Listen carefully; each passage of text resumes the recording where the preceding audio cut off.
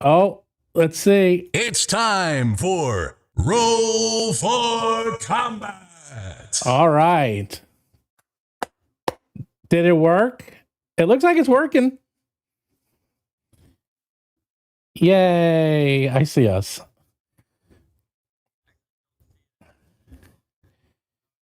It's there. Take two.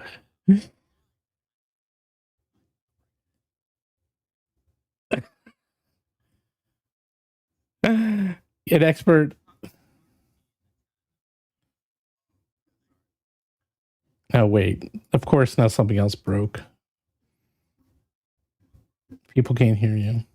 Here, now talk. Sound. There we go. How did that break? I didn't do anything. All right, you definitely didn't change anything. I know. I told you. Oh, We literally were just on a test I private know. stream where our sound was not muted. I know. Well, There they're must not be muted anymore. I don't know. Yeah, you one of these days I have to figure out what the fuck is going on with your OBS settings. Well, you're going to come over because I'm going to have you come over and hang out for PAX Unplugged. You got to give me a date. I'll give you the dates. I'll give you the dates. I'll give you the dates. Right after this, I'll give you dates. So I got a brand new computer, and like a real professional, he didn't test it at all. No, I did test it. It. It just didn't work. Everything worked until I started OBS, and then it didn't work. I'm just saying. Here's Derek. Derek has a new computer that he's been trying to transfer to. When I do that, there's going to be a live stream that's just going to go to my patrons. It's going to be a test stream. We're going to make sure everything works well before we go live publicly. Well, for what it's worth, this exact problem happened on my other computer, and I had to remember how the hell I fixed it. Because basically what happens is the upload speed when I do OBS and only OBS would go to 1. And it turns out you have to disable VICV6 instead of ICV4. I don't know why. It's trying to use the better internet, and then it doesn't work. And I disabled it, and it worked. And I remember doing this 2 or 3 months ago, and it took me a little while, or it took me exactly 40 minutes, and now we did it. Now it works. Yeah. So, I have no idea why IPv6 would be doing that and why that would be doing something, but yeah. Okay. No, well, yeah, that's what happens. And I guess the computers, it's so fast that it doesn't like us. Anyhow. Anyways. That kind of sucks. Yeah. How fast is my computer? It is an i9 with it's an i9 processor, a 5090 graphics card. It has 64 gigs of RAM, and it has 20 terabytes of PCIe drive. So he means an M2 drive. M2, sorry, M2.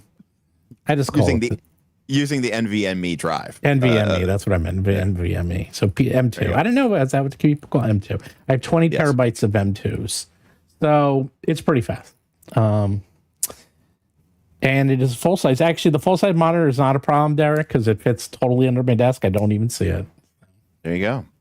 Oh, it's totally hidden out of sight. Well, I've always had full size cases because, like I said, I always build my own. But yes, I actually had 128 gigs of RAM in my other computer, but it came with 64. So if it's not enough, I'll add more. That's easy. Yeah, so when I built my current computer has 128 gig, and you know what I discovered? I never even came close to using it. So I outfitted my new one with actually 64. I mean, obviously it's like DDR5 now. Like my old one was like DDR4, but I gave it 128 because I was just like, I never want to run out of RAM. And I'd be like, I would have 18 or I'd have 45 Chrome tabs open and OBS and Adobe Premiere Pro and Adobe Photoshop, and I still wouldn't get close to 64. It's not a problem. Yeah. Now my old computer was getting a little slow, and I've been watching this one for a while, and it was on sale.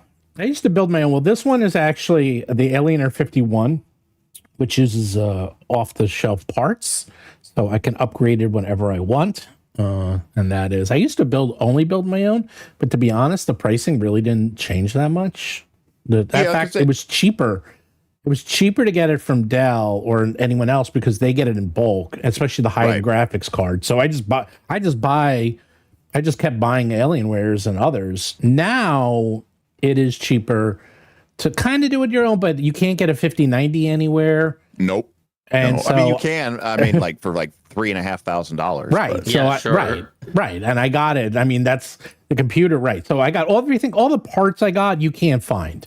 So I basically got the computer with all these impossible parts, and now it is using off the you pay more for the Alienware for the 51, but it uses off the shelf parts, so I can upgrade it whenever I want. So that's kind of the plan. And the most expensive thing is because it came with 4 terabytes of M2, and I had to buy 8 2-terabyte sticks of M2. Okay. I have a word for you, and I just don't know why you're not doing it. It's called NAS. Okay. I have a NAS. Okay, then why the hell do you need 20 terabytes of freaking M2 storage on your local PC? Because I actually don't have a NAS. I have what's the other one? It's even faster than NAS. Wait, I have it right here. What I'm just saying is if you have a dedicated off-site storage. Look, I got a DAS. Ta-da! Well, you have to remember we can't see you, so I have to wait for it to load on the frickin' screen. We have to wait to see the I got my DAS. visual. I got I got a DAS and a NAS. We can now see the DAS. There we go. I got both. Because I want it as fast as possible, buddy. Okay, fine, whatever. But still, that's good. Then why do you need? You don't need 20 terabytes. Oh my god! You know how many terabytes I have on my computer? My old computer had 40 terabytes, and it was completely full. I'm saying, and if you're storing it for redundancy purposes, then you should be offloading it to either some sort of multiple redundant array setup. You know what? Offsite. It's just easier to buy a new computer and just leave all that crap on the old computer. No. Now I will say there is a great like cathartic purging that occurs when you get a new computer. I feel great. I feel lifted because everything's gone. Actually, my old computer is right next to my new computer, so I go back and forth, and I'm just moving stuff over. I'm just saying, like, you should have, there should be all your files, and then you should have them in like at Mark's house, and you should have them at your house. That way, you have 2 locations. No, I don't even do that. I put it all on Dropbox. So there you go. Oh, yeah, but it's on the cloud. I mean, that works if you just pay for it, I guess. I have like a 10 terabyte Dropbox. Okay, well, so more than enough. All right, good for you. Do you have it? No, I do not delete my emails. In fact, I have emails from 1988. How about that? Is at least do you have like an automatic process that runs and it automatically backups a certain folder or whatever? Yes. Okay. Yeah. Now, actually, my emails are incredibly well organized. In fact, I had to change I tried the new Outlook, but it doesn't allow you to do rules. So I went to the old Outlook because it allows you to do rule sets, which kind of sucks. So I had to go back, but everything just runs so freaking clean. The biggest thing is because of InDesign, because my InDesign files are massive. I mean, InDesign is massive. Photoshop, my files are massive.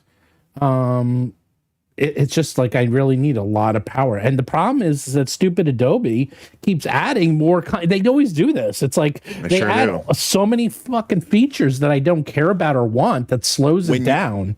When you're ready, when you're ready to go to when you're ready to go to I'm never. What's it called? I know that for other one that everyone loves. Accenture. What's it called? I don't care. I know the other one. But that's fine. I love InDesign though. InDesign for me, it flies. I mean, InDesign flies mostly. For some odd reason I keep wanting to call it CAPTCHA, but that's not even remotely close. I know it. Everyone likes it, but I've had this is the thing. I've tried third-party programs. There's always an issue with them. Always.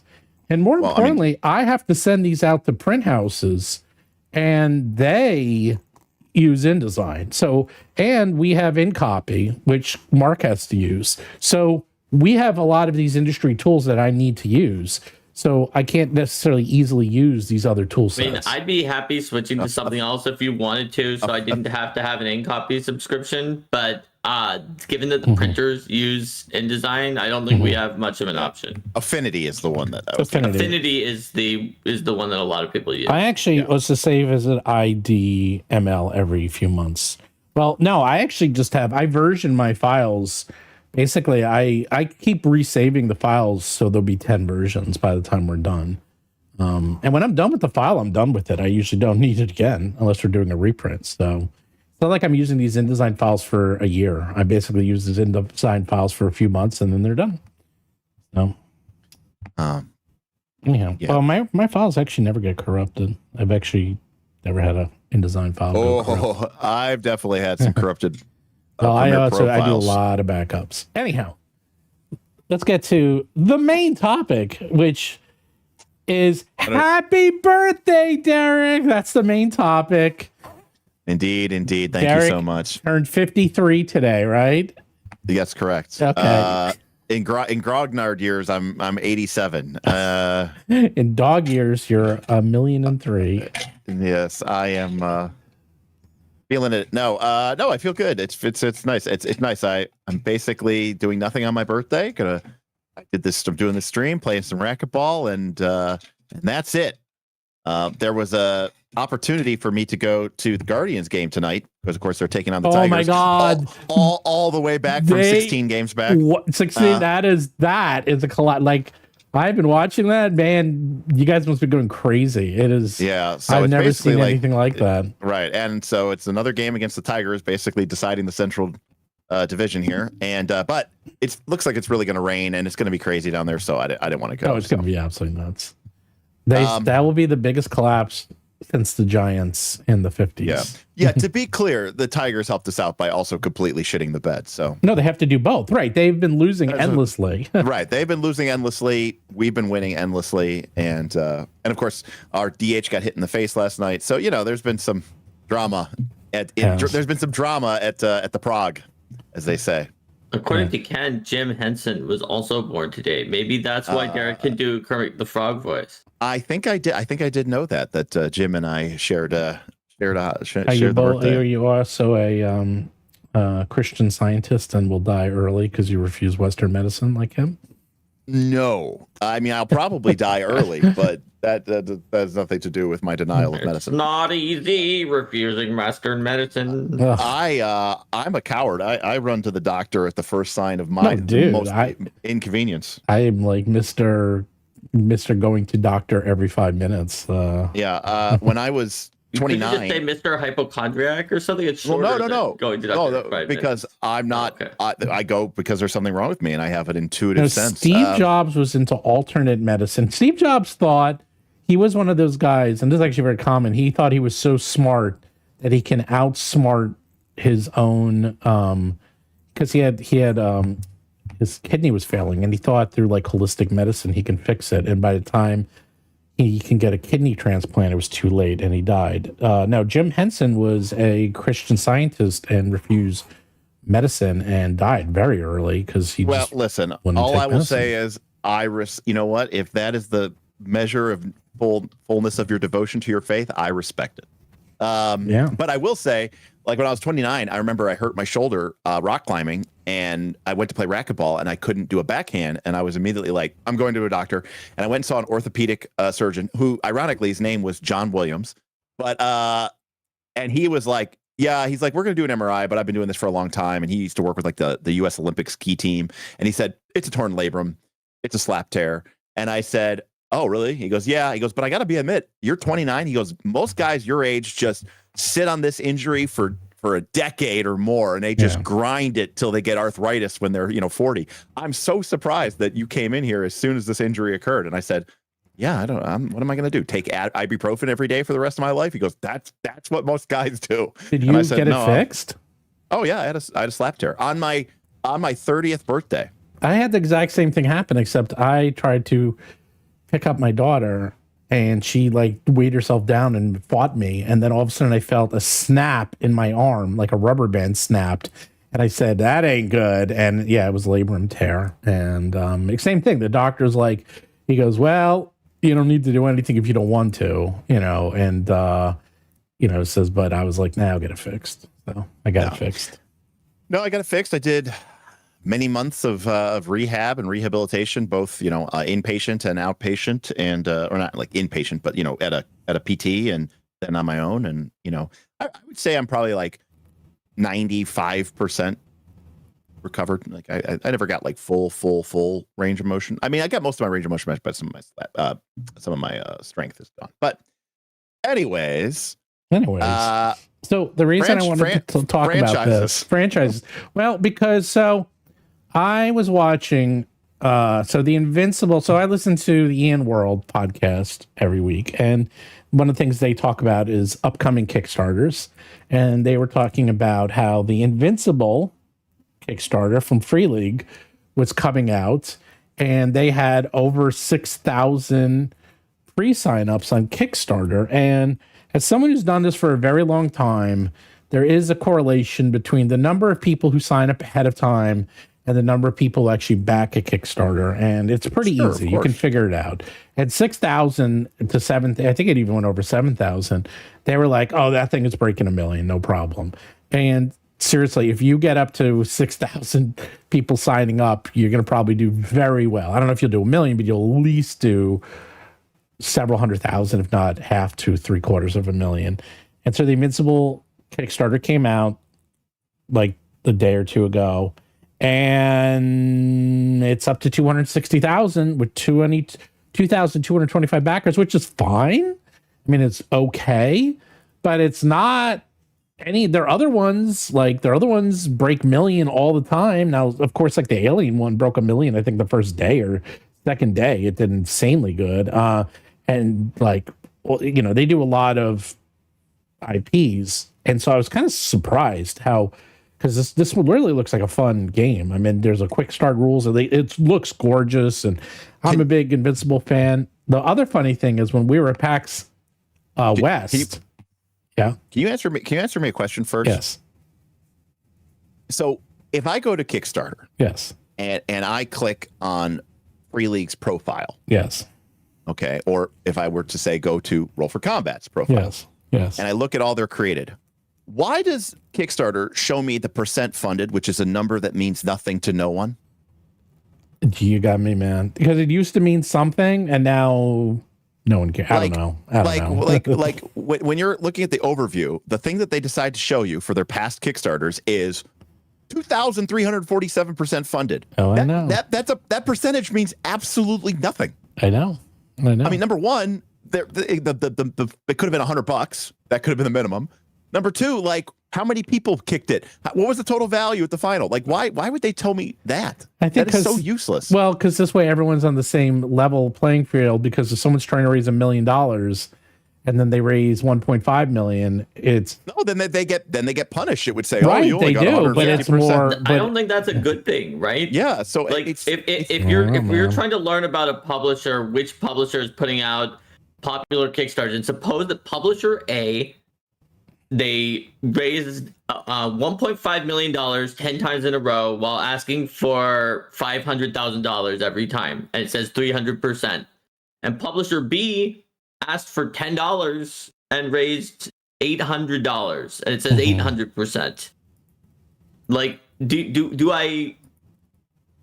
How am I getting any information when I see, oh, this one is 800 and this one is 300? And the 300 was 1.5 million, and the 800 was $800. I don't know. Anyhow, the one other thing that was interesting is at PAX West, 8,000. We were hanging out with the Free League guys, and the Free League guys completely sold out of their booth, which I was like, how on earth did you guys sell out so quick? Yeah. And they were saying because they have IPs and people just go over and see Alien or see Blade Runner and they just buy it. So also to your point, you said, oh, there was over 6,000 people signed up for the Invincible, like in the watching or whatever. Yeah. But all right, but consider that their last One Ring supplement, Moria, which wasn't even the system, mind you, it was just a supplement. Yeah. It had 13,000 backers. I know. So I think that just means that the interest in this Invincible is not that high. Not as high as I thought, which is fascinating. I think this one might do really well just in the Invincible end. is not as popular of a franchise as you were considering it to be. I guess not. Maybe. I guess not. It was like a recent hit, but it wasn't like an wait. enduring franchise. I get it, but let's just say if they had like 2,000 people signed up or 3,000 people signed up, and then it did these numbers, I'd say okay. But to have 6,000 to 7,000 people sign up ahead of time, that's a lot of people, and so obviously 2/3 of them are not backing it. Well, I mean, yeah, but also again, I mean, compared to what, right? I mean, compared to their past Kickstarters, that's what I'm comparing it to. Yeah, that's what I'm saying. I mean, 12,000 people backed Dragonbane. Like I said, 13,000 people backed Moria. Hell, almost 7,000 people backed Coriolis the Great Dark. And no one knows what the fuck Coriolis the Great Dark is. I know.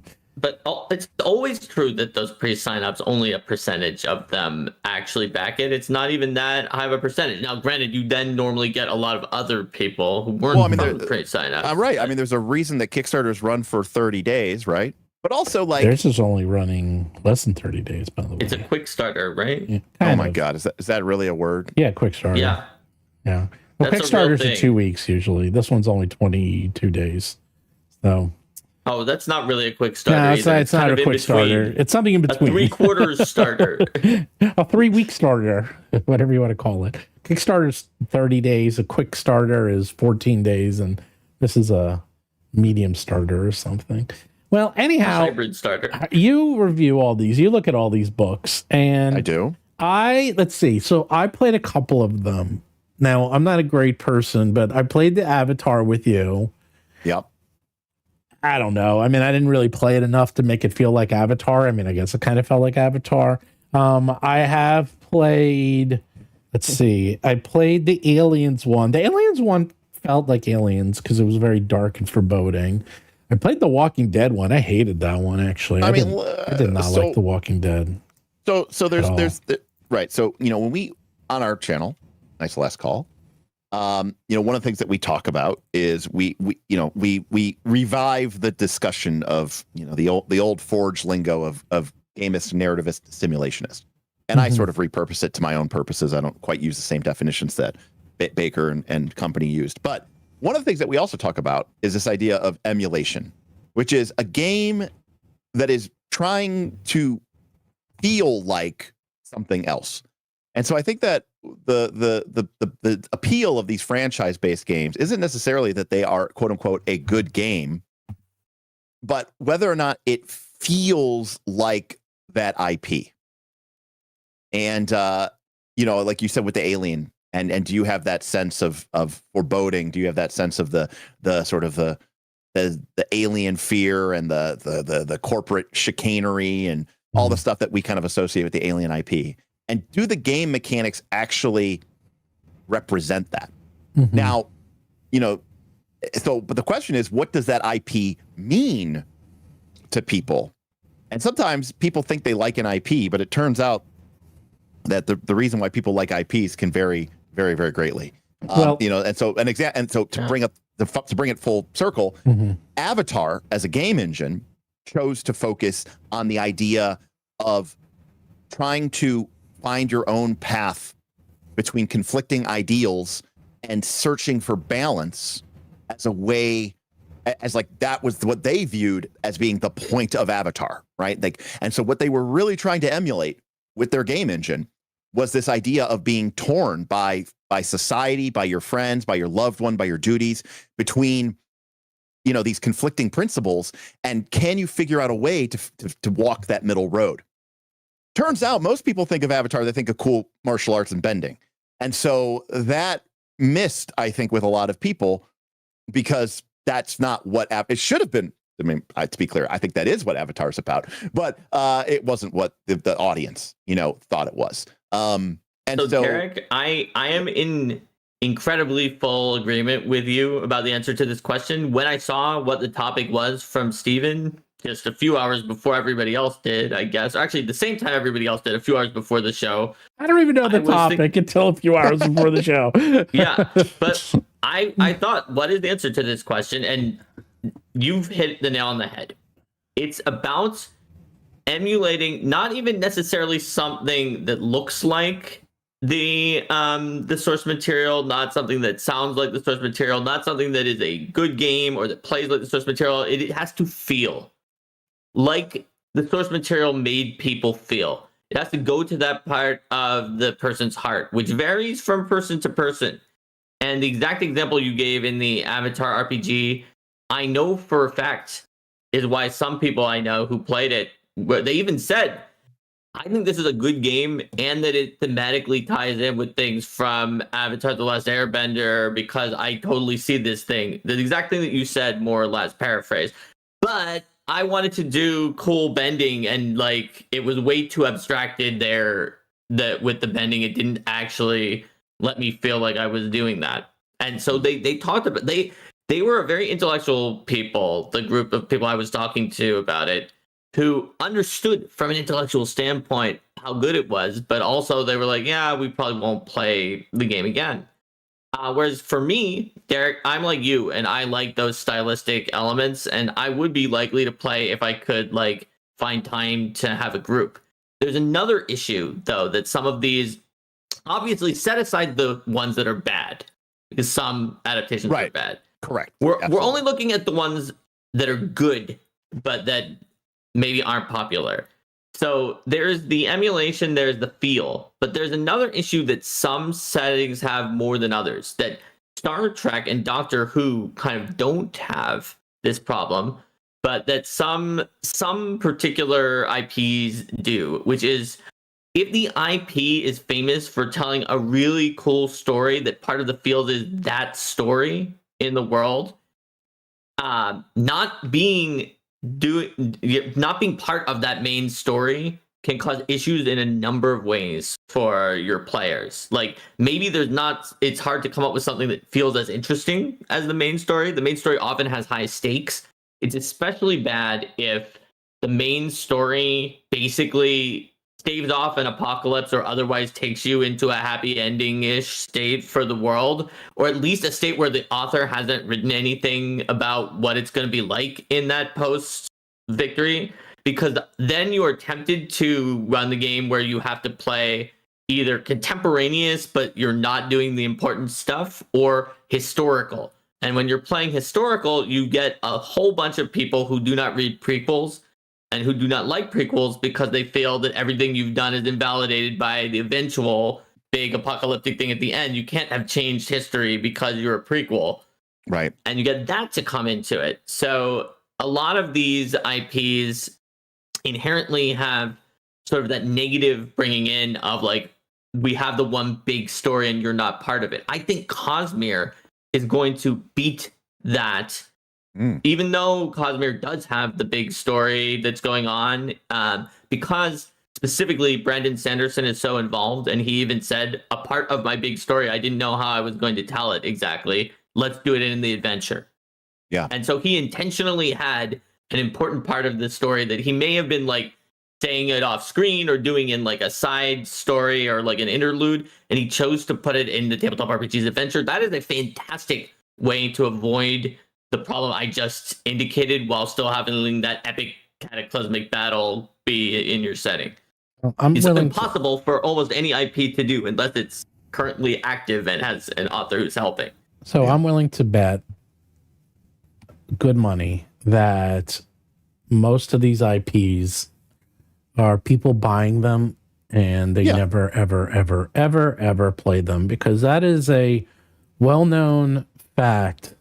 Especially for back in the DVD days, that people would, especially when they were like $5, is that people buy movies or they buy something they identify with. I mean, sports memorabilia is a perfect example, because they want to connect with their IP, whether it's a sports team or a movie or a television show or video game. You know, they just want to connect with it, so they buy it. And that is why, obviously, there's license deals for these things. And I think what's fascinating is... That's not just for licensed TTRPGs, Steven. That's for just about anything. Yeah, I know, but that's what I'm saying. Most of the ones you buy, you're not going to play. I know, but I'm saying is that people are buying this game. just to have it. Let's challenge it. Let's throw the gauntlet down. Our you know, I'm going to challenge you here and maybe put a little bit of a straw man up. Are you saying that like Free League and Modifius are kind of just IP chop shops? No, I think well, here's where it gets fascinating. Definitely not. Is that there are people who are, like in the video game craze of the 80s and the 90s, when Uwe Boll was making those movies that at a loss in Germany. No, yes, but that's movies. That was in the 2000s. So, Okay. and that was tax reasons because of overseas, how we got rid of that. Anyhow, no, is that, so for example, like the Jaws video game is infamous for being one of the worst video games of all time. Very hard, Couldn't very be worse tricky. than the E.T. video game, though. E.T., I'll get into that if you want, but it was one of the best-selling games of all time for that year. And there's a lot, and these games back especially in the 2000s and 90s, were infamous for, these games were garbage, and always, and it mostly had to do because to do a video game well, it takes forever. Even back then, it took forever, and they didn't have access to the scripts. They didn't have access to, like, you need to have access to everything before you can make a video game. And the problem is these movies, especially nowadays, aren't even final cut until days before they go to a theater, sometimes hours before they go to a theater. Like, seriously, that's how fast. That's like, because they're all digitally sent now, so they can literally be cutting the movie the night before, finishing it up, and then sending it to the theater the next morning to the cameras. So with that in mind, how on earth can you make a video game ahead of time, which takes years to develop? And let's take that one step further. How the heck do you even make a TTRPG on a upcoming movie? Because look at what remember they were doing the Zack Snyder game they got sued for with Netflix, Yes, the Evil Genius guys. Yeah, the Evil Genius guys. And for Rebel Moon. And it's just very hard.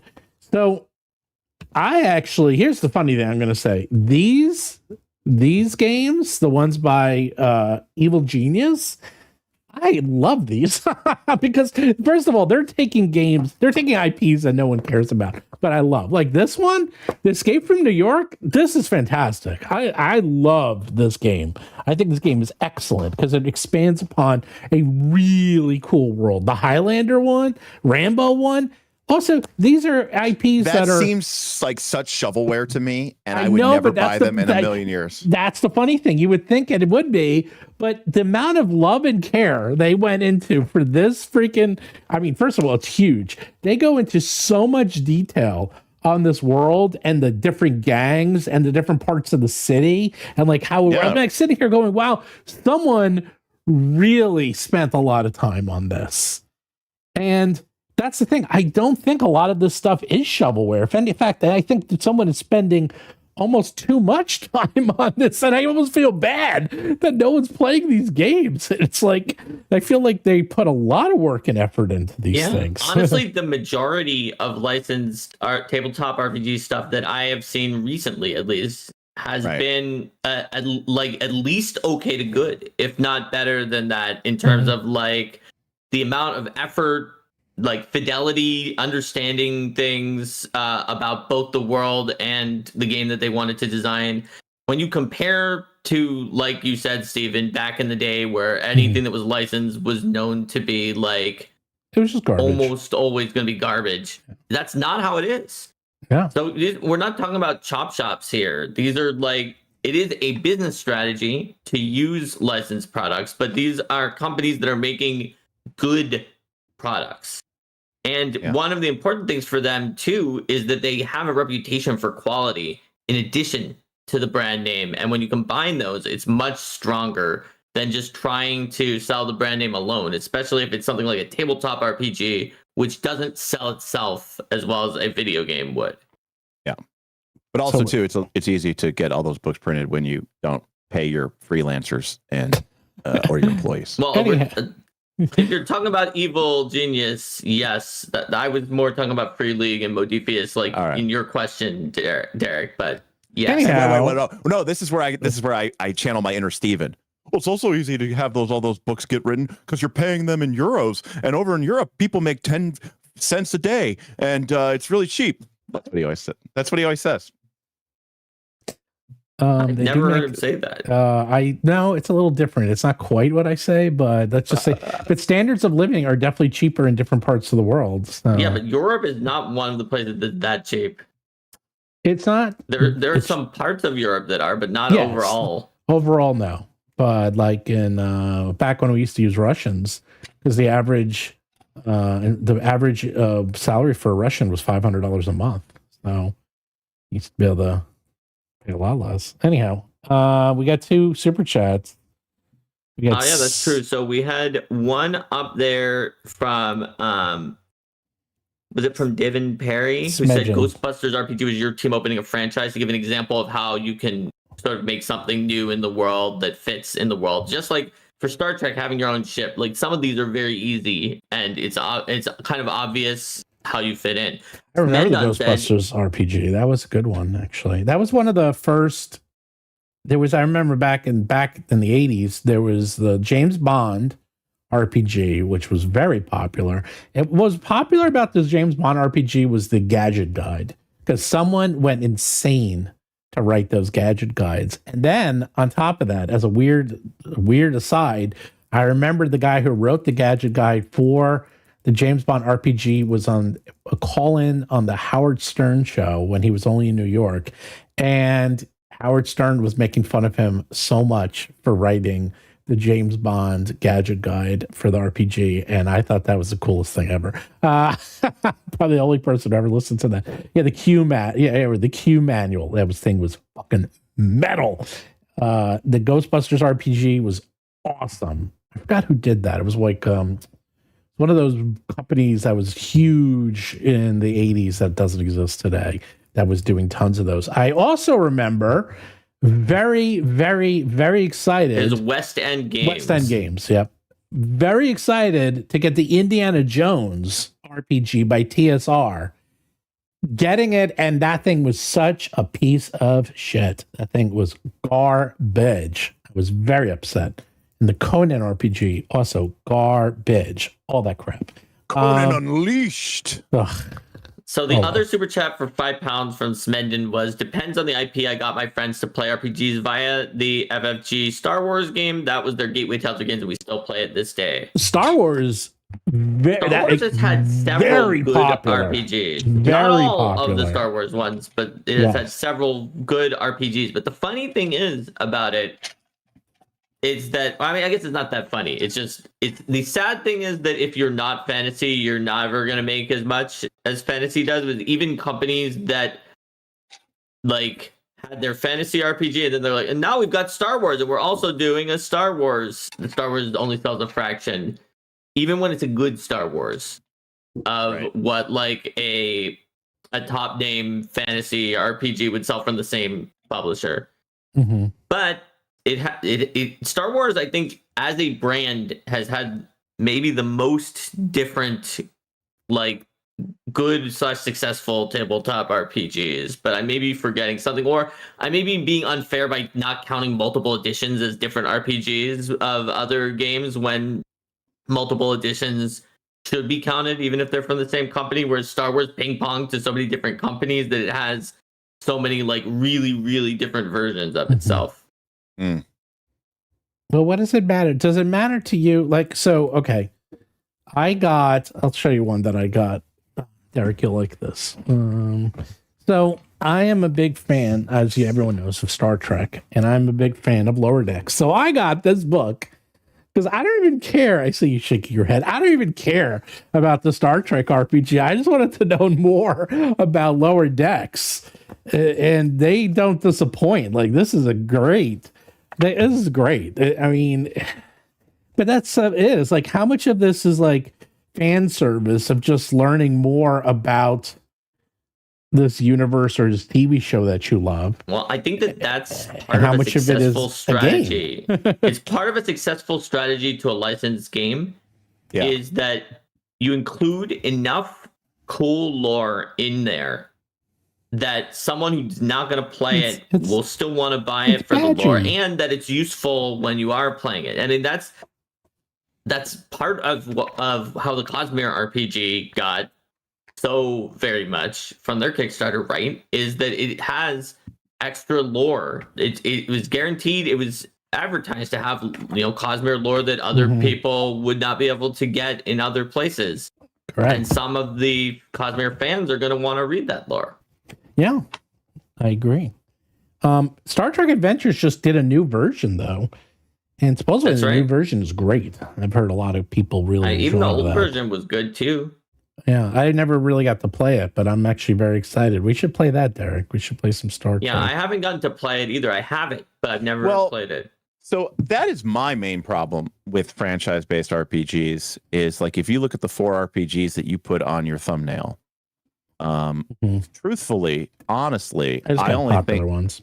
I only think one of those 4 is something that I would truly want to play. Doctor Who?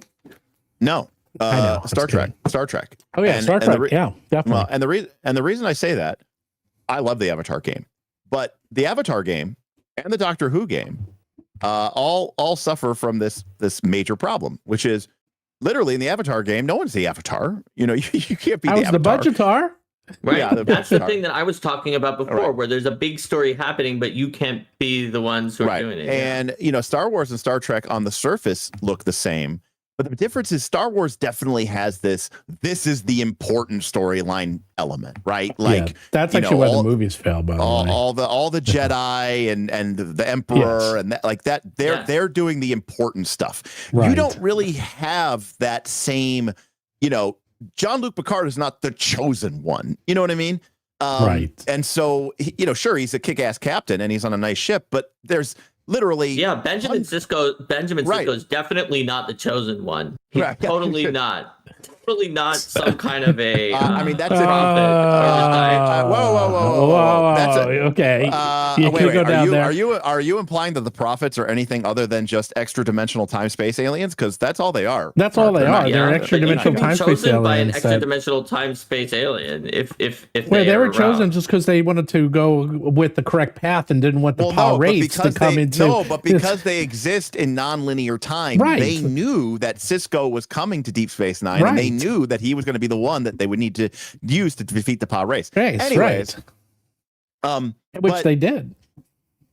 And so so any case, but it's the issue is that it's also kind of like the Jedi issue. I know that there's going to be people go like, oh no, I love being a total shitty nobody.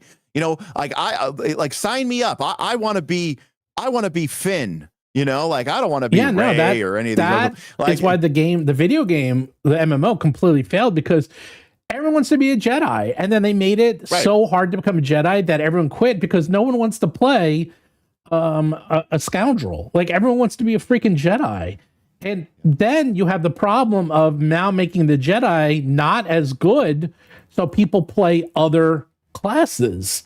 So I 1,000% agree. The best thing about Star Trek is that you can be the captain of your own ship and it doesn't take anything away from the rest of the franchise and the lore. That's right. All. Correct. That's what I was saying earlier on in the show, and why Star Trek, Doctor Who to an extent, because it's so timey-wimey. There's a lot of doctors, and there's other doctors. You can just say that I'm the 39th Doctor. Correct. We haven't even gotten close to getting there yet. You don't know. Well, and I can go anywhere I want in time because it's Doctor Who. But Star Trek is by far in the lead of those 4 in this regard. It doesn't have my problem almost at all that I mentioned before. I think any IP that doesn't have one central story will work very well as a TTRPG. And again, Lord of the Rings, someone was saying that the big problem with Lord of the Rings is that it always is around the ring and Sauron. And yes, you can tell other stories, but that's not the story people want. People don't care about those stories, Absolutely. And that's a problem.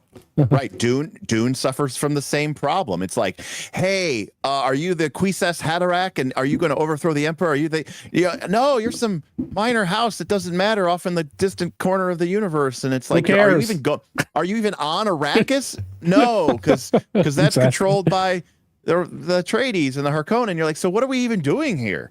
And so that is a problem. Yeah, for sure. So Matt Hemming has a question for you, Steven. Yes. For $5 Canadian. He says, I love Avatar Legends. Almost no one talks about it despite its success. They even have a Beetle and Grimm box coming. What gives, Steven? I've talked about this many, many, many times on this show. Too many to count. Is because the game is not what people want it to be, as Derek has been saying, because the game does not center around fighting. It centers around, now I've only played it once or twice, so I'm not as much of an expert as other people, but from what I can tell is that I want a kung fu simulator. I want water bending and air bending and fighting and lots of cool abilities and lots of cool ways to be bending and doing all that crap. And I played the Budgetar. I played was I a waterbender? You were an earthbender. Earthbender. I was an earthbender, and I had a great time because I got to earthbend, and we had a fun time. But I can see that getting old fast if you're not doing really, really good combat.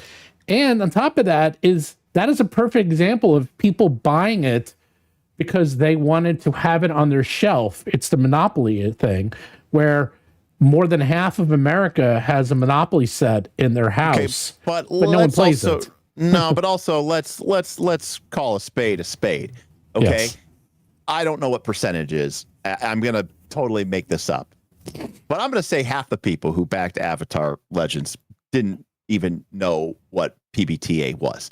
No, of course not. I think they thought they were getting a 5e book. No, I think I'd say 90%. Yeah, I was going to say 90% thought it was D&D. Okay. So you guys. Hold on, I'm going to pick a different number than you, Steven. Okay. I'm going to say that probably like much lower than that. 30 to 40% thought it was D&D. Maybe 40% either didn't know it was a tabletop RPG at all, or weren't exactly sure what a tabletop RPG was. They wouldn't know your Power Fighter the Apocalypse from your D&D. Yeah. They just figured it's some new game. Right. Let's see what it is. And then that remaining 10% thought that it knew what Powered by the Apocalypse was. All right, fair enough. All right, so 10%. So you guys are way more pessimistic than me. But regardless, because I do agree with Jaeger, I think that in some number of people were like, I buy everything Avatar. I love Avatar. Of course, I'm going to buy the book. Maybe I played some RPGs once or twice in my whole life, but I'm going to buy it because it'll be cool to have on the thing and it looks nice and it's got some cool art books. But if the game had come out and it had been basically 5e, and you basically had a class in there like the Waterbender class and the Firebender class, right, and the Earthbender class, and I don't know, something else class, the Martial Artist, whatever. And you had these 8 classes, and then there's a special rule in there about like only the Avatar can multi-class to multiple benders.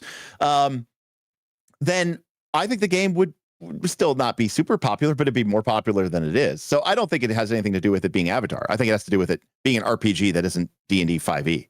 I think it also has to do with what you said the other time, though, which is matching expectations. I believe. Right. And by default, that assumption would be then that the game would be about, boom, boom, pow, fireball. Yes. I believe that it would be possible, and I'm not even saying this is a better game. It may not be. It may be a worse game. To design a Powered by the Apocalypse game, and to be clear, it may be worse because this is not what Powered by the Apocalypse is normally for, that has like a special bending combat mode where you have a variety of different moves that you can take based on what your bending element was, with very different benefits and drawbacks, so that each element felt kind of different to play. And it would probably be possible to do that and put more emphasis on that.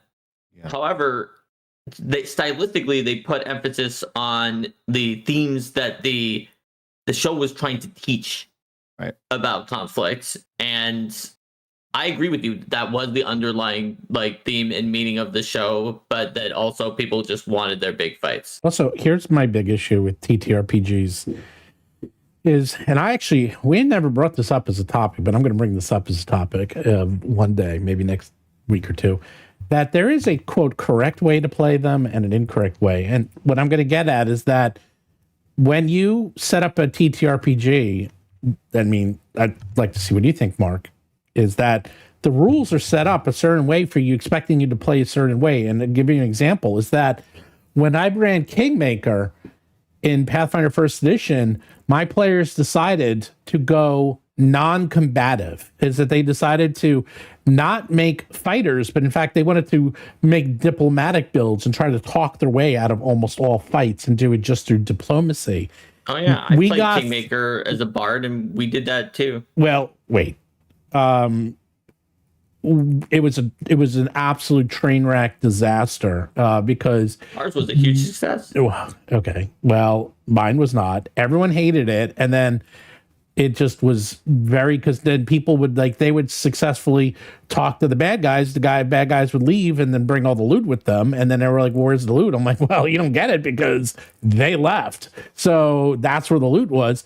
And then I spoke to James Jacobs about this afterwards, and he's like, "Oh no, he says Pathfinder First Edition and D&D, it is a combat simulator, and it's basically designed to make it so that you fight combat, especially Kingmaker, unless you rewrite large portions of it, because that's not what the game is designed for. The game is designed around combat and conflict.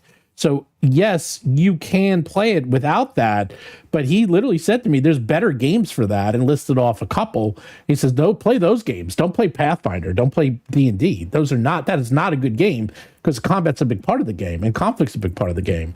And I completely agree.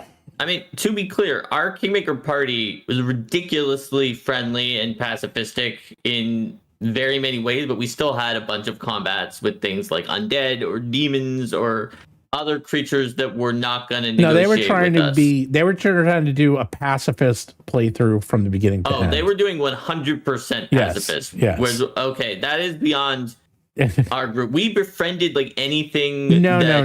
They were trying to. We added them to our kingdom, and we were like, oh, they're kobolds over here, and these fae over here. They're both usually evil. We'll make friends with both of them. They tried to remove combat from the game, and that was the problem. It's like, no, you can't remove. If you remove combat. It 100%, that's going to be an issue. Yes, and we didn't like it. Else. But my point is that you have to play, and we actually learned a lot from that, because it's like, okay, you know what? You kind of have to play the framework of the game. And after that, now we literally play around the framework, especially for Pathfinder 2nd edition. And we, not only do we love it, it's way more fun, but it's like the game is written a certain way to be played a certain way. And we now understand that, and that's the way we play. And you can say, well, you can play it any way you want. Yes, you can, but it's like fighting against the tide, which is also, that could turn into why D&D 5th edition has so many issues, because they want it to be everything for everyone, and it actually seems to fail at a lot of things because it doesn't do anything great. But that's a whole other topic. Actually, Daggerheart should be an example of this. It is its own topic. Right, but Derek, you were talking about this with Daggerheart, because they were trying to do Daggerheart combat and having trouble on Critical Role, and you were saying that's not how it works, right? You were saying something how it's like it's mostly just like. Well, yes and no. I mean, I think it's just that I think if you the resolution system of a Daggerheart, the duality dice system, the action dice system, lends itself more to taking these actions to do these narrative beats and these story beats, right. Not just I go, I attack, you attack, I attack, you attack, I attack. And I think you're leaving a lot on the table. Now, what I did say, what I think was very endearing about Daggerheart is played at its quote unquote most incorrect.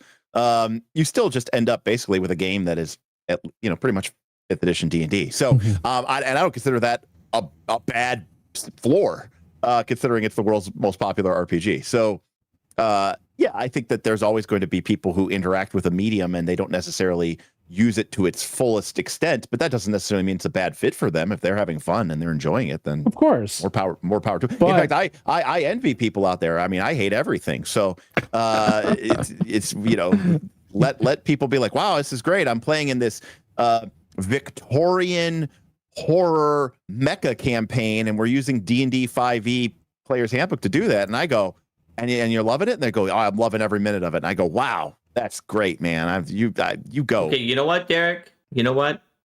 My birthday wish for you is to have something that you love this year, because you hate everything and you envy the people who can love something. Is to find something that you don't hate. Brought you a lot of good food places.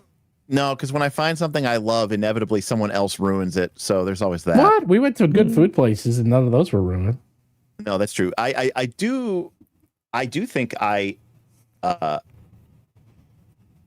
preferred Din Tai Fung to Dozone, but Din Tai Fung. Yeah, that place. well, is, no, Craiggie's Now you're naming places I've been to because I lived up in that direction. Okay, yes, my dogs are the only thing I don't hate. There you go. don't hate me? No, but everything that Not I don't until hate, someone ruined you. No, but everything I don't hate, there's always a conflict. There's always a conflict of interest in there. I could always find something I dislike. You know? Yeah, well, of course. Anyhow, my point is why. So back to the whole question, why Avatar? Because Avatar is a role-playing game and not a kung fu game and fighting game, and I think people wanted it to be heavy on the kung fu, light on the RPG, and it is the opposite. So as people were mentioning in the chat, a Daggerheart style version, which is still has some PBTA blood in it, that had cards for the different bending moves. If Avatar Legends had been like Daggerheart style game, I think it would have done better. It would have. Not necessarily in terms of sales, maybe it would sell the same amount, but it would be doing better in terms of people playing it more. Yeah, it would have, and only because Daggerheart obviously is not PBTA, right? The game is not PBTA. Yes. It is very inspired by PBTA in many ways, in many aspects, but it is most clearly not. It PBTA. definitely isn't. There are huge. There are some very important things that anything that is PBTA needs to include, and the Daggerheart does not include. Correct. To be fair, Vince Baker said, if you think your game was powered by the apocalypse, then it is. That is actually really very accurate, because I remember looking this up when someone was saying this thing that lists that it's powered by the apocalypse can't possibly be right. It doesn't have the right. 2d6. It doesn't add a thing. It doesn't check. It doesn't do like anything remotely similar to Apocalypse World in any way, and it's not stylistically apocalyptic or vibing. But it lists in its front. It says it's powered by the apocalypse. So I actually looked it up, and you're 100% correct that it just says if you feel that it's powered by the apocalypse, that it is. Right. So you can actually release an OSR D&D game that is just literally a clone of first edition D&D and say that it's powered by the apocalypse if that's what you feel. All right. Well, because a lot of people mistake and they think there's a PBTA engine, and there actually isn't. That was actually never Vincent Baker's intent. Anyways, but what I was going to say is that Daggerheart, still being very PBTA coded, also very deliberately, the game even says in its opening paragraphs, this is a game about, cool cinematic stories. It's also a game about fighting and combat.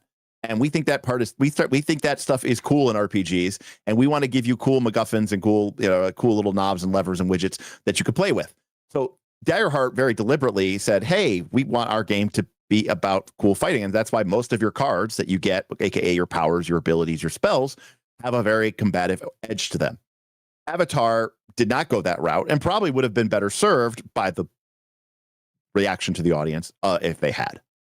So now I think it's great, because I don't even think combat is particularly all that interesting. But I'm not interested in the fight itself. I'm interested in the outcome of the fight, and it really gets away to that mindset of combat as a challenge as opposed to combat as a narrative scene. Do you view combat as a sort of a mini game, literally a mini miniatures game that exists within the subtext of a wider game? And if you do, then a game like Avatar is going to be very disappointing to you. I personally would much rather go play, I don't know, Mordheim or Kill Team or something else than play a badly written combat simulator where the odds are like 95% plus stacked in my favor. But to each their own. So maybe that's the issue, is that the problem with the role-playing game is could be whatever you want it to be, or people think a role-playing game could be whatever they think it can be to whoever they want it to be.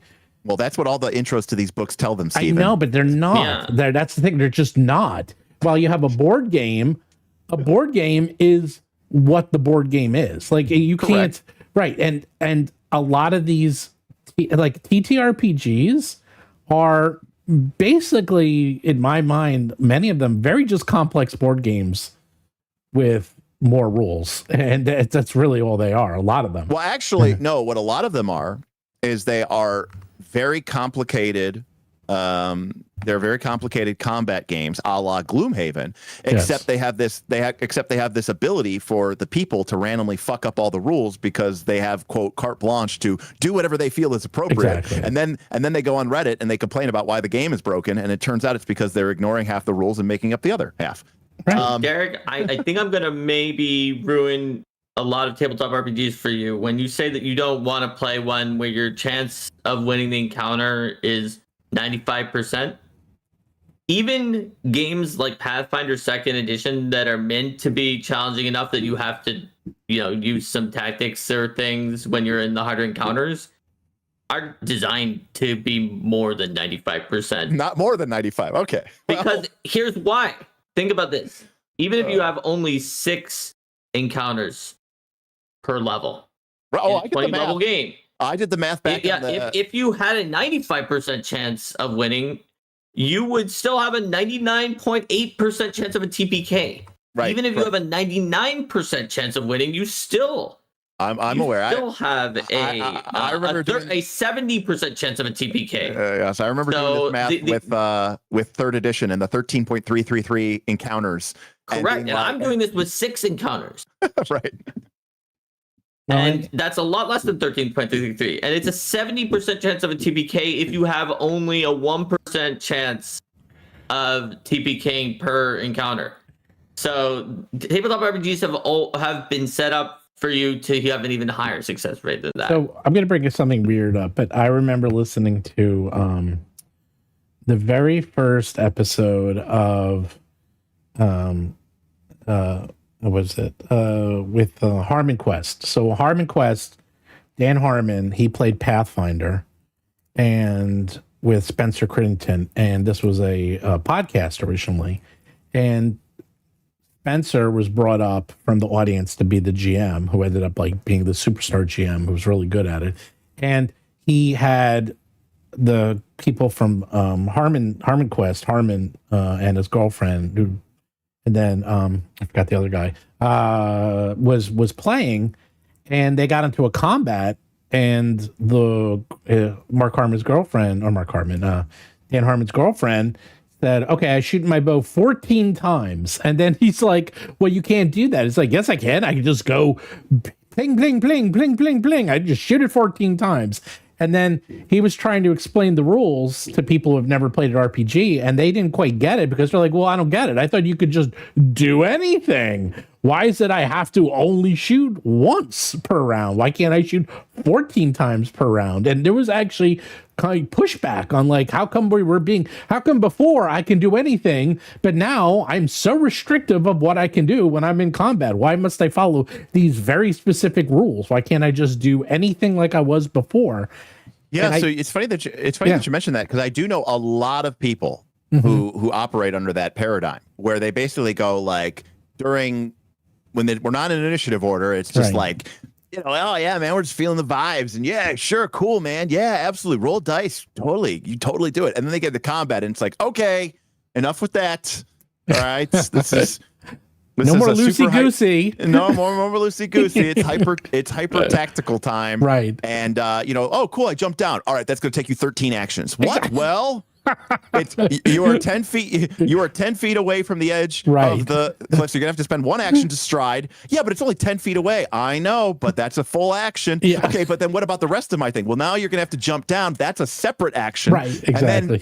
And then because you failed the check, you're gonna take damage more than 5. So you're gonna take 2 points of damage. Because you took damage from falling, you are now prone. So now you have to spend a third action to stand up. Then you can spend a fourth action to move 10 more feet.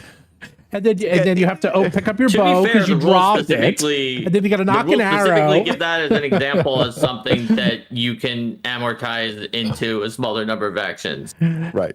But my point, that's exactly right, is that people, how many times have I had, back in the day, now we all know the rules, and so we all like can flow with it, and everyone's very respectful of, oh, that's an action. Okay. Oh, that's an action.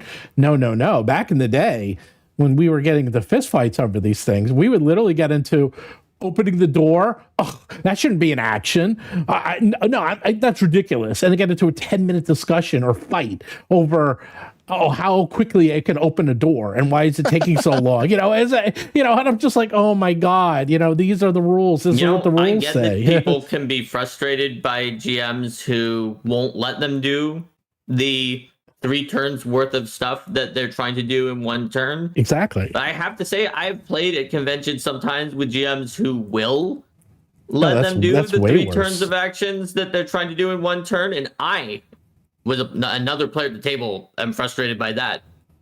Because I'm not trying to cheat and do 3 actions worth of turns. And to be fair, some of those people aren't trying to cheat. They just have no idea what you can do in a turn. Yeah.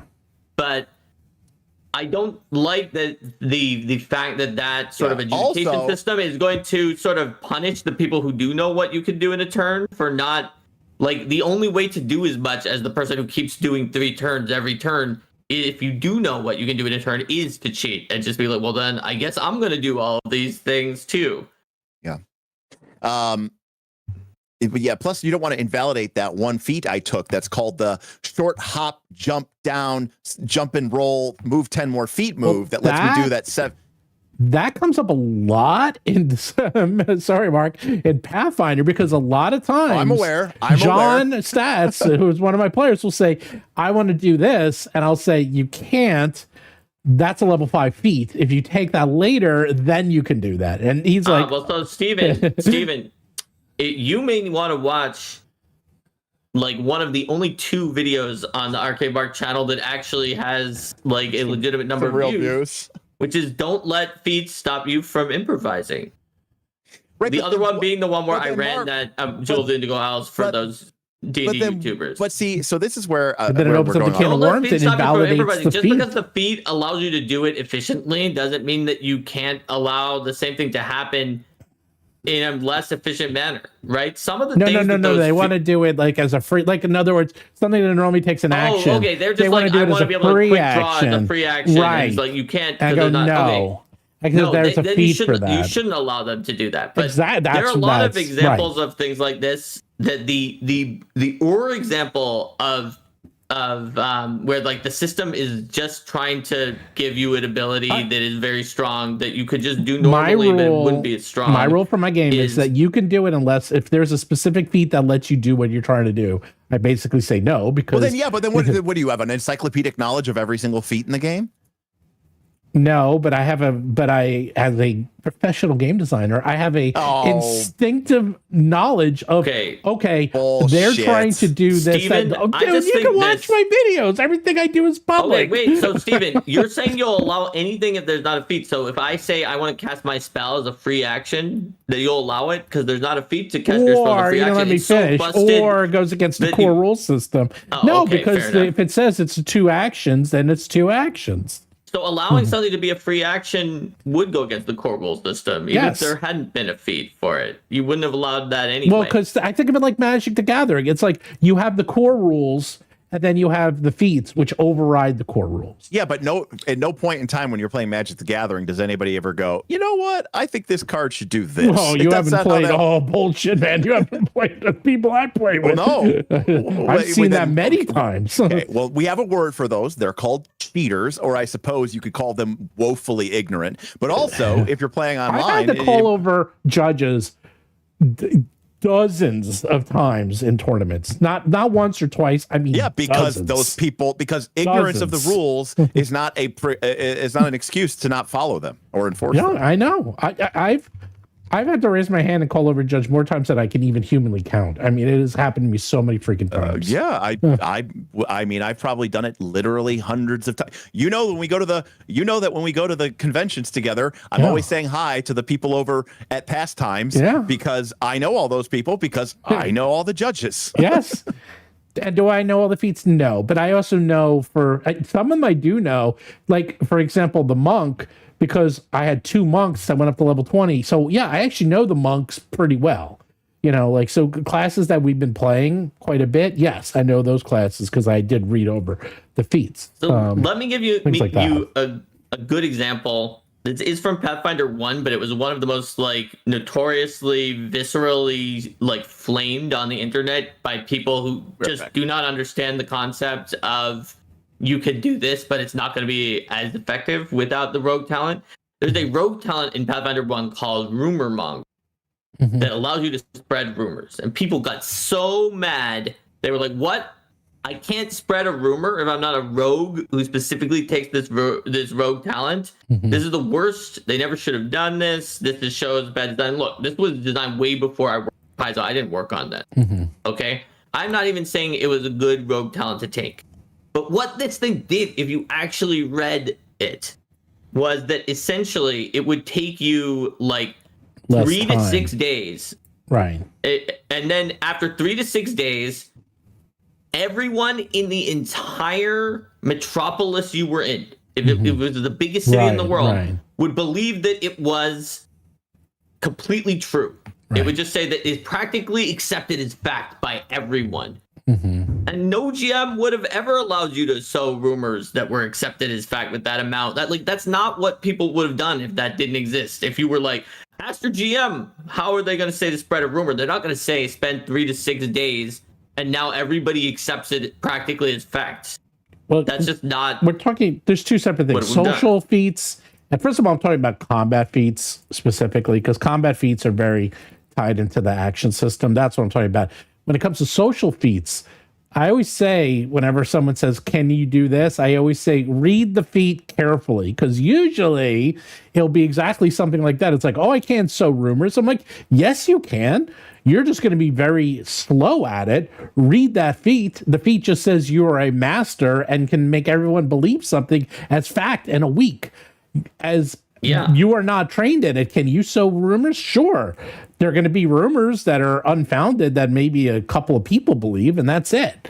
I'm not preventing you from doing it. People heard of it, right? If you roll high, and if you ask me in Pathfinder 1, I just want to sow a rumor. I didn't take the sow rumor rogue talent. Right. And you roll high, I'd make sure a lot of people have heard of this rumor, but do they think it's true? Like, I heard this. It sounds kind of shady, though, because it's some completely unbelievable thing that you made up. You're just like, the king is a platypus.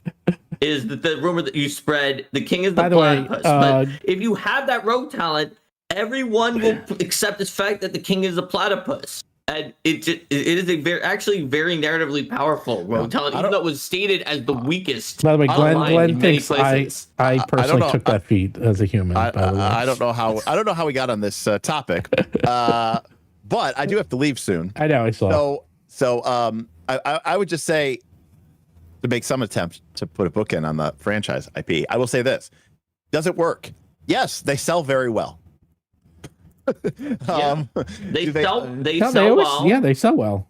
And almost always. In the modern era, the games that are being made are actually good games. But do they get played a lot? Now, I don't know. It depends. Hard to say. I am going to make a hot take here because I don't want to be throwing some of my favorite companies under the bus. I think so obviously they work as a sales, but from an RPG perspective, let me just say what I don't like to see is when a company takes something akin to their core engine and just slaps it onto 10 different IPs. 2D20, Modifius, Year Zero Engine, Free League. I know. And and a lot of them now do it for 5e too. But yes, I know Daggerheart doesn't. Obviously, no. I was going to say this is not the Year Zero engine. Right, it uses its own engine. It uses its own engine. It's correct. Taken from their. It uses a and D12. Star Trek uses its own engine, right? No, Star Trek is 2D20. No, Star Trek is the 2D20. The new one, the Star Trek Adventures. Oh, okay. Including the second edition. Oh, okay. So one of the reasons why I really respect this, aside from being like so fucking gorgeous, it's unbelievable, is that that they didn't just try to stick Year Zero engine onto it, because even the Year Zero engine, right, which came from Mutant Year Zero, and the idea of Mutant Year Zero was it's a post-apocalyptic wasteland, survival is a bitch, right? The land is blah blah blah blah blah. Well, then they use that engine, the Year Zero engine, for Forbidden Lands, Guess what? Forbidden Lands is basically post-apocalyptic fantasy horror. It's literally Mutant Year Zero, just with a fantasy twist instead of a a Fallout twist. Fine. Like, I could get where that engine is sort of designed to emulate that feel, and there is a lot of things that it does in that vein. But when they start sticking it onto just all these other IPs, and it leaves me scratching my head, like, now you're doing the 5th edition problem, where you're just sticking this game engine onto a bunch of games, and you're not really doing. Oh well, you added a new feat, scary, and now it's alien, Oh, you added a new feat called steampunk monocle. Oh, look, your 5e game is now about Victorian England. That's when I start to kind of question if it's not just shovelware, if it's not just things. Now it's true. So you're not a fan of GURPS. Well, but the problem with GURPS is overly generic to the point of barely being an engine. That being said, we just reviewed Legend in the Mist last night, and that game is probably the most generic RPG I've ever read in my entire life, and yet somehow seems to work. So, I mean, clearly there's a way that you could do it, but and don't get me wrong, I'm not giving Free League and Modiphius enough credit. They do tweak the game, Twilight 2000 is not the same as Forbidden Lands. It's not the same as Alien. It's not the same as Blade Runner. It's a little different. They make some small changes. They do. Same thing with Modiphius. 2D20 Conan is not the same as 2D20 Fallout. It's not the same as 2D20 Star Trek, etc. But it kind of is. And so, again, I just, I wonder, is that game engine really the best game engine for that game? Or did you just pick it because that's your game engine? I think I have a future topic, because I would argue that I think the Pathfinder 2 engine can work with any game. How about that? I think it's strong enough. Agree to disagree. Well, I actually, one of the creators of Pathfinder, I do not think that it could work for any game. I think it could work on a lot of genres. It can work for Jason almost Pullman any has game. literally kickstarted several hacks that are in different genres, but right. I do not think it could work for any game, because of the fact that if you're telling a game that is really, really zoomed out and narrative based entirely, it doesn't have combats, it does things that are not like beat by beat but are scene by scene. But that's not a game, man. If it doesn't have conflict, if it does not have conflict, it is not a game. No, you can have conflict, but not combat. Okay, you need to have if it doesn't have conflict, then you're just telling stories to each other. That's all you're doing. Well, to be clear, a lot of people really enjoy that, like a lot. Well, then I agree. There's a lot of people like storytelling, not a game. That is not a game. No. That is people talking, making up stories. There's a lot of people who would disagree. No, they don't disagree. They're just wrong. No, they would disagree. I disagree with you, Steven. You're wrong. They would disagree. They're not games. That these games do exist games. And they're out there. They're not games. We've had the discussion of what is and isn't a game before. They're not a game. And I think there are things that are described as games that aren't, but that if they have choice. Yeah. If you're making a decision, that is conflict. If you're making a decision that has an effect. Okay. And even if we are talking about conflict, okay, I think... Yeah, we're talking about conflict, but not a combat. Okay. And even if we're talking about conflict, right, there's different types of conflict besides combat. So if you had a game that had That's what I said, conflict. I said... No, but if you had a game that had No. I'm talking about conflict as in any type of conflict. Okay, doesn't Steven, have to not a combat. I keep saying combat, and you say, well, if it has no conflict, it's not a game. And conflict. I keep saying no, combat. You assumed I meant combat. Nobody I'm just talking about. You did. Okay. You did. So you think Pathfinder 2 engine would work great for a game that is entirely about a high stakes diplomacy? With some tweaking, yeah. And using the current system and the current structure of the game, I think it could. But the best thing about Pathfinder is modular, so you could add new modules. They always add new they add new aspects to Pathfinder all the time, and they add new systems. So you can add a new system. Is it out of the box? No. Would it work if you added new systems and new modular rules to the existing structure? Yes, I think it would work fine. Yeah, see, Nick, there's also a different question between would it work and is it a good choice compared to other choices. You know what? That is a fantastic point, Mark. I think I could make it work. for just about it, especially as one of the creators. I know it very well. I There could you make go. it work, but it wouldn't be a good choice for, let's say, hypothetically, we are playing a game, and in this game, we are galactic empires. We're each a different galactic empire, and we are trying to cement our legacy by doing things such as researching new technologies, possibly starting wars with each other, but on a very macro scale, right? Taking over different sectors, sometimes encountering dangers. It's called the but board we are game. just the entire It's called, empire. you just described TI. So there's TI4 Okay. right there. But if I would not use the Pathfinder 2 engine for that. It could be done. You're right. I could do it if you told me, Bart, we're doing that game now, and That's called the board game. You know, I've hired you, so you need to do it with Pathfinder 2 engine. I could, but I think there are better engines for that particular thing because it's more zoomed out than Pathfinder 2. Terrible idea for a TTRPG. As I've said before, if I had to pound nails into something and all I had was a screwdriver, I could make that work. I could just grab the handle or grab the tip of the screwdriver and beat the handle into the nail, and I'd get him in there eventually. But I'd sure as shit rather just use a hammer. So that's all I'm going to say. Okay. I agree that you can always design something specific for any specific game that is going to be better. As you said, you'd rather use a hammer. Sure. Now there's a banging cost, nails, right? but you get a multi-tool, and a multi-tool works pretty well in most cases. That is true, and again, there's a cost. You have to learn how to use a new tool. You know, you already you got to buy it. You're already priced into the screwdriver ecosystem, and maybe your players don't want to learn how to use a hammer. That's right. And they said, I have a screwdriver. I don't want to spend any money on hammers. All I'm saying is I think Pathfinder 2 is one of the more superior multi-tools out there.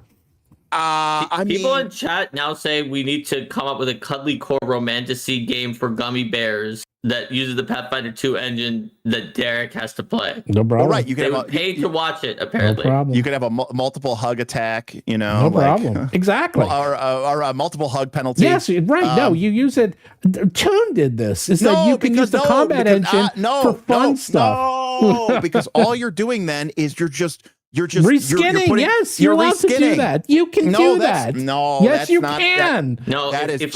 I did, no, that's I not wouldn't cheating. reskin. Those ruring? That's not cheating. That's cheating. No, Derek, don't worry. Wrong. Don't worry. When I run you the gummy bear romantasy game that's in Pathfinder 200, it won't be reskinning. Good, thank you. Partially because it just won't even do combat encounters. A lot of people mistakenly believe that the reason I love Roll for Combat so much is because of Stephen Glicker, but the truth of the matter is it's because of Mark Seifter. Oh, that's so mean. How dare you?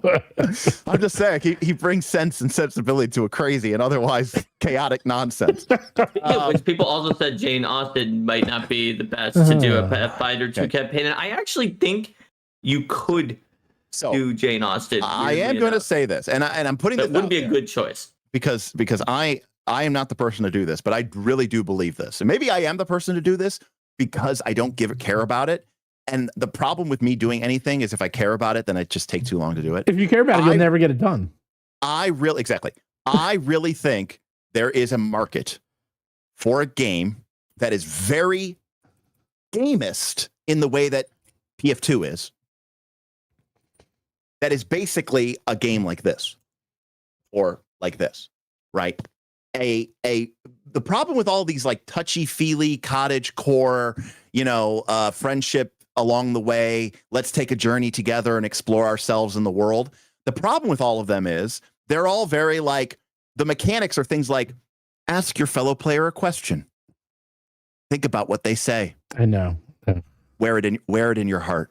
Cozy games. Okay. What you're saying is something that's like a cozy lit RPG slice of life story, but that since it's not the lit RPG, it actually has very gamist elements in it. Correct. I'm saying this X PF2, right?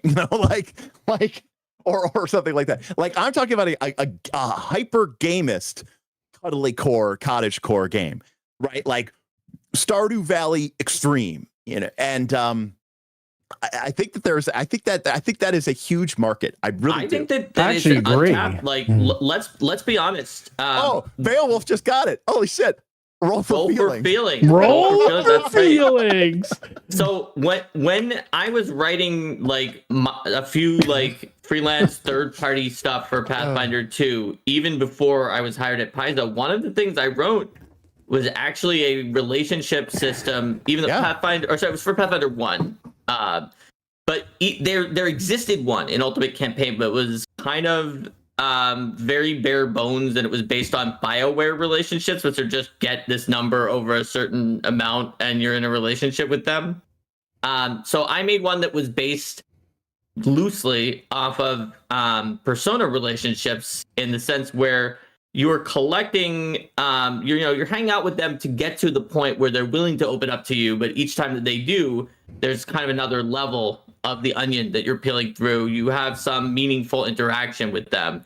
You learn more about them, and you may help them deal with a serious issue like every once in a while. Right. And it actually did. It sold like for a third-party product pretty well. Like it was on like a royalty. Actually got like the highest royalty that I've ever gotten per word that I wrote on that project. So there is a market for it. Right. I'm talking about a game that is, when you think about like what a PF2 session looks like, right? You're going through this, let's say you're using a published adventure, you're going through it, there's a bunch of encounters, they're very mechanical, you're moving your pieces around, you're fiddling with bits, you're utilizing your character, you're making your build on Path Builder. I'm talking about that same exact thing, but the stakes are like, guys, we have to win this year's holiday cookie contest, right? Like last year, Miss Maple's marvelous mansion of macarons beat us, and this year we're going to be the ones to take it down. And approaching it with that same kind of gamist intent, but with a hyper cuddlecore vibe. I think you could do it. I think that would be a slam dunk. I really do. I actually strangely do, and I'll tell you why. Is because those games like Stardew Valley and Animal Crossing, they have very powerful engine mechanics behind them. Those things they certainly do. Those are not touchy-feely games in any way, shape, or form. That is correct. The math is heavy. They are touchy-feely, but not in terms of their mechanics aren't squidgy. No. There's a lot of math behind it, and people love that part. That's what makes them so popular. Yeah. So the four keys are as follows: some sort of farming and growing, of course, farming/growing. 2, some sort of crafting or building up your own little thing.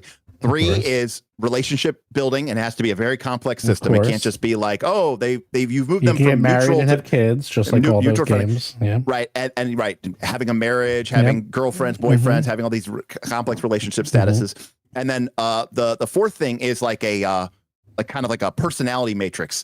Like, your character has these like life goals, you're trying to achieve them. And you forgot the 5th, the collection. Lots of collections. Oh, you're right. How could I be wrong? You gotta forget that. Right. And 6. Fishing. Gotta have fishing. Well, but I guess fishing is the collection. Fishing and like fossils, like those are all, that's part of the collection-a-thon. That is those games. So for those of you who aren't aware, we are doing a Dragonbane mega game. It's called Dragon Tide, and it takes place in a magical archipelago, and the GMs create their own islands. We've got about 20 GMs, and they go ahead and they run adventures for people, and they go and play Dragonbane, which is a game of mirth and mayhem, right?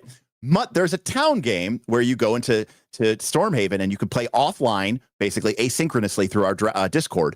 And one of the most popular spots in town is the fishing dock, because when you go fishing and if you get a critical hit, then you get to roll on the rare catch table, and people love seeing what rare catch they get, and people are just like spamming all their actions at the fishing dock because they want to make sure they get a cool rare catch, and they got to collect them all. So it's by the way, there is a Stardew Valley turned into a pumpkin. Well, there is a Stardew Valley board game, by the way, but it does not have great reviews. 2 super chats. Oh yeah, I did know about that board game. Yes. So David Perry for $2 said, "Can you each name a recent movie to Mac as RPG?" And I don't know. Does that mean to make into an RPG? It says to Mac as I think it means to TTRPG. Make into an RPG. Mission Impossible. Oh, that'd be good. That actually would be good. Mission Possible. The new mission. Yeah. Actually, either one. That actually would be great. They already did one. They did Leverage, the TTRPG. That's kind of like Mission Impossible. So Yeah, I guess in sort of way. I don't know if I consider them that similar, but the Leverage TTRPG was pretty fun. well, I said it's kind of. It's the closest I can. Well, Top Secret, of course. I mean, I don't know how they didn't turn Stranger Things into a role-playing game, but they're trying. They're starting to. They're starting to. There you go. But they're making it. It's 5e though. It's 5e. Yeah. Okay. But I don't really watch movies, so I'm a bad I don't person to either. ask that So question. Steven's the only one who's going to give us one. I Well, haven't gave you watched a one. movie in I years. gave you one. Mission Possible. That would actually work very well because you don't have to be Ethan Hunt. You could just be someone really good, and you could be using. It's kind of like James Bond, but you don't have to be James Bond. It's actually more like you're just in the Mission Possible Force, the IMF, and then you can just go on these absolute impossible missions. And I'm going to do a stream on this one day. I'm going to make us all. I'm going to make you guys all watch the last Mission Possible movie, and we're going to explain in detail why it is the best D&D movie ever made by far. It is the best D&D movie I've ever seen, and it is.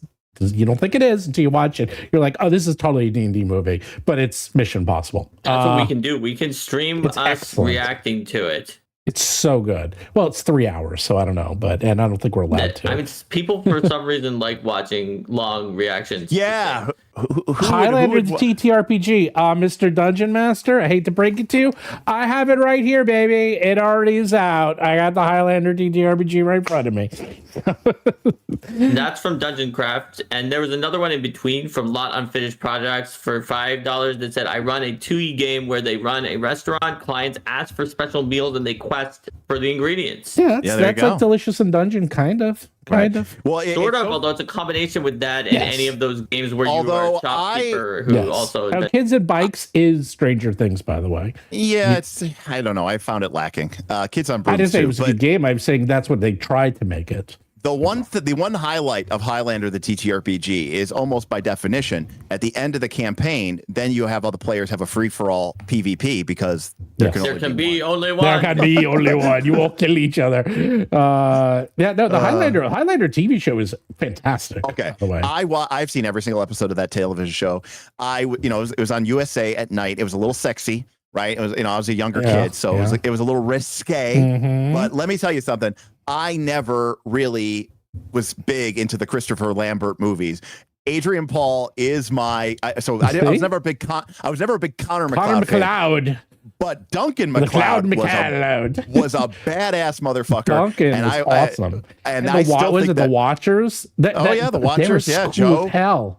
Oh yes, and there was Mythos, the 10,000-year-old one who had been back from Age of Egypt, and Amanda, and then Richie. It was great. I love that. You show. know another one would be good. Stargate SG-1. Excellent. That would be because they did make an RPG of that years ago. Didn't really? They? You see, any TV show that basically has 6 to 7 seasons of good content and world building. It was 2003. It was AEG, and it was based off of Spycraft, which basically meant it was based off of D20. But Stargate is great because as most people know this, but I've seen every episode of every Stargate. SG-1 was just the first Stargate team, right? There was a lot of Stargate teams. There was tons of them, and they would meet up with them. Absolutely. Yeah. No, it was great. There you go. And they would always have another Stargate because you could have infinite adventures. That's a perfect one. You can make your own team. Then you're one of the Stargate teams. Just like Star Trek, it's a very, very good one. Very good. And then there's a larger universe. There's people that are way tougher than you, so you can level up. And you have different classes because they literally are a D&D team of 4 classes. Right? And they each have their own specialties. Some are better than others. I mean, that is such. And if your character dies in the adventure, then they can be replaced by Jonas Quinn. Right? Here's my hot take. Here's my hot take in chat. That's my hot take. Stargate Atlantis TTRPG. Stargate Atlantis is much better than SG-1. Stargate Atlantis? Stargate Atlantis is fantastic. And I didn't even mind Stargate, what was it, Universe? I liked Universe. I was mad it got canceled. I was mad it got canceled. I thought the premise was really interesting. The only thing is that Doctor was an asshole, and he was right. Dr. Rush, he was awesome. Yeah, but he was so unlikable that he went from he's unlikable to like you literally unliked him. You didn't like him. My worst part is that I hated is that they literally find the facility where they're making Stargates, and he goes in there and he goes, yeah, whatever. And I'm like, whatever. Let's check this place out, baby. I was like, I want to see how they make Stargates. And they were just like, whatever, because he was looking for something else. So he blew it off like it was nothing. And I'm like, come on, man. Ugh. Well, I mean, anyways. I mean, you're on the Destiny. The Destiny is kind of cooler than the Stargate. But anyways, I still want to see how they're made. Super chat. I still want to pour in the factory. Super chat said, my Pathfinder 2e players love to roleplay their characters like actors. We have a lot of fun with it. I think that kind of style depends on the players. Oh my guys, we base, since I am 80s born kid, and Mark knows my players, we all base our characters off of famous actors, characters from movies. And we know, and we specifically say who we're based off so that you use it as a quick guide reference in your mind. It's actually, it's a very good, in my opinion, a very good shortcut, like, for doing that.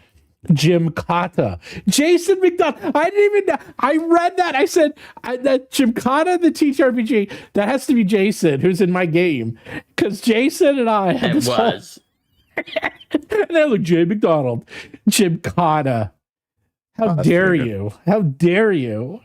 But yeah, I mean, again, it could be fun, but again, it's just, I think you got to stress whether or not it's a good game or do you just really love the franchise. And again, I think that there is an element to the game that I think some people really enjoy the Star Wars games that they play because they just really like Star Wars. And, like, even if the game isn't that great, they love it because they open up their book and they see kyber crystals and they see or whatever, and they see, lightsabers and Wookiees and Hutts, and they just get excited, and it's fun for them to be. It's like you looking through that Q manual. And that's fine. There's different ways to enjoy RPGs. And I do think one of the ways of enjoying an RPG is just enjoying the book, and enjoying the process and just reading more about the lore. Yeah, wait, exactly. Jason, right. I one up you. I have Jeff Speakman, The Perfect Weapon, the TTRPG. If even a single person knows what movie I just quoted, give yourself a hero point because no one has seen that movie except Jason and I. I have not. I do not understand that reference. And I get most references. No one understands that reference whatsoever. No, there's a lot of good TV shows. Man, Stargate. God, now I'm thinking about it. That would be. Well, I mean, there is a role playing. I know, game, but like to redo that. Unfortunately, it's kind of dead. But man, what a great! It's just 5th edition, open game. I know, but that would be so good. And the world building. The only problem with games like that is I would have to be like, okay, Mark, you have to now watch 700 hours of Stargate television shows and keep notes. Although in this world, we could probably say, AI, give me a full background synopsis of a universe guide for Stargate. And it would do it. 700 episodes would be a lot, Steven, but at least it says 700 hours. 700 hours, which I guess is 1,400 episodes.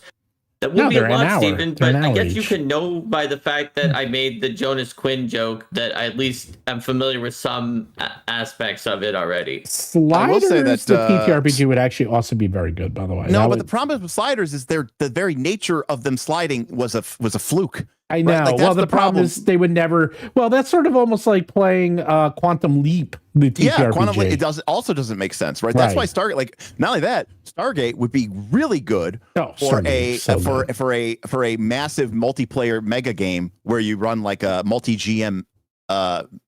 West March type game. Yeah. Because every week it's like, it's like, oh yeah, hey, we found a new planet and the GM made an adventure and you go through the portal and you get to go to this wild and crazy adventure. And at the end of it, everybody goes back to, whatever NORAD, whatever Stargate Command. And then you're ready to go on your next mission when the next time a GM has a mission up. So anyways. There is a big Trouble in Little China 5:30.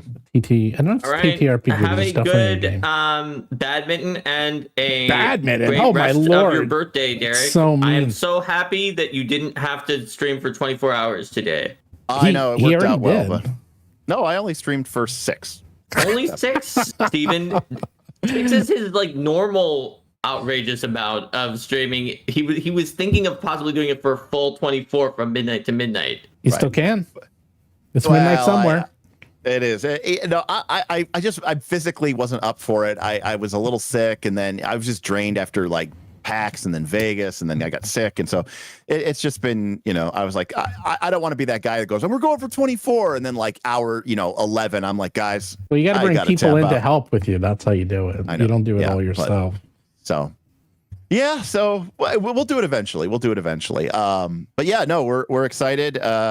Like I said, next week, Final Fantasy Tactics Remaster comes out. I'm actually going to try to play a video game. All the reviews That'll be just fun. came out today, by the way. I know. I was actually talking about that. It was like Final Fantasy Tactics. He was talking about that with me when you were No, on the the rule, line. I don't know. A lot of people say the other remake was it the Lions is a better remake. Did like the PlayStation portable remake? Yeah, or something the like War that? of the Lion. Yeah, remake. War of the Lions. But, They say it's actually because it doesn't have the War of the Lions bonus stuff in it. Well, no, I just don't. I don't care about bonus stuff. I'm not one of those type of people. No. I just like the game. Also, I think it's a little too simple and comparatively because that's totally fine. One of the reasons I don't play video games nowadays is they're just way too complicated and there's way too much going on. Like I liked my game when I had B and A on my controller, and like one made me jump and one made me run.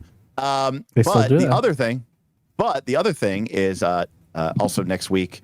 I think we're gonna be doing a bunch of giveaways because we have a bunch of Fabula Ultima books that we got signed at Gen Con by our friend Emmanuel Galetto from Fabula Ultima, and he's launching a new Kickstarter next week. So.